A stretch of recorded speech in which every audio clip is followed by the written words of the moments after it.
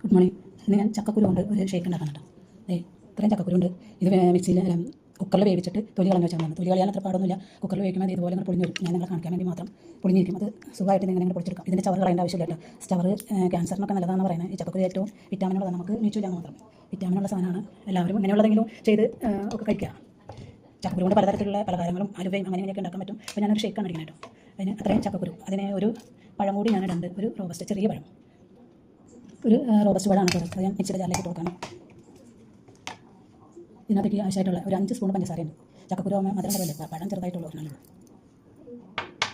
ഞാൻ ഇതിനകത്തേക്ക് ബൂസ്റ്റാണ് ഇടുന്നത്, അല്ലെങ്കിൽ ബൂസ്റ്റ് ഇല്ലെങ്കിൽ ഏലക്കായ ഇടാം.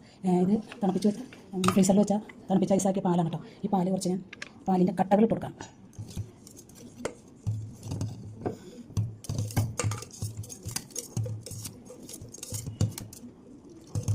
എന്നിട്ട് ഞാനിതൊന്ന് അടിച്ചെടുക്കട്ടെ കേട്ടോ.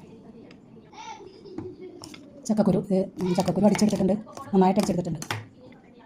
ഞാൻ 5 രൂപയുടെ 2 പാക്കറ്റ് ബൂസ്റ്റാണ് ഇട്ട് കൊടുക്കണം. ബൂസ്റ്റില്ലെങ്കിൽ ഏലക്കായ ഇട്ട് കൊടുത്താൽ മതി. ഏലക്കായ ഇട്ടാലും ടേസ്റ്റ് ആയിരിക്കും. ഞാൻ ഇതൊന്ന് അടിച്ചെടുത്തിട്ട് പറ്റാൻ കൂടി.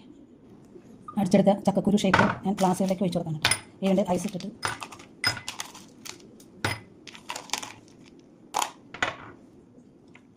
അടിപൊളി ടേസ്റ്റാണ് കേട്ടോ. എല്ലാവരും ഉണ്ടാക്കി നോക്കാം. ചക്കക്കുരും ചക്കയൊക്കെ ഉള്ള സമയമാണ്. അതിന് യാതൊരു ക്ഷാമമില്ലാത്തതാണ്. നിങ്ങൾക്ക് എല്ലാവരും ഇത് ഉണ്ടാക്കി നോക്കാം കേട്ടോ. ഉണ്ടാക്കി നോക്കാം, നിർബന്ധമായിട്ട് ഉണ്ടാക്കുക. ഏറ്റവും ഗുണമുള്ള ചക്കക്കുരുവാണ്.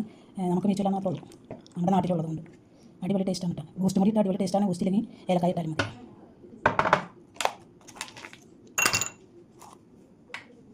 അതിൻ്റെ മീതൊക്കെ കുറച്ച് നട്ട്സ് ഉണ്ട്, അത് ഇട്ട് കൊടുക്കണം. അധികം പശുവണ്ടിയൊക്കെ കൂടുതലുണ്ടെങ്കിൽ ഇട്ട് കൊടുത്താൽ നല്ലതായിരിക്കും, കൂടുതൽ ടേസ്റ്റാണ്. ഇത് ടൂട്ടി ഫ്രൂട്ടിയാണ്, ഞാൻ ഉണ്ടാക്കിയ ടൂട്ടി ഫ്രൂട്ടിയാണ്, ഹോം മെയ്ഡ്.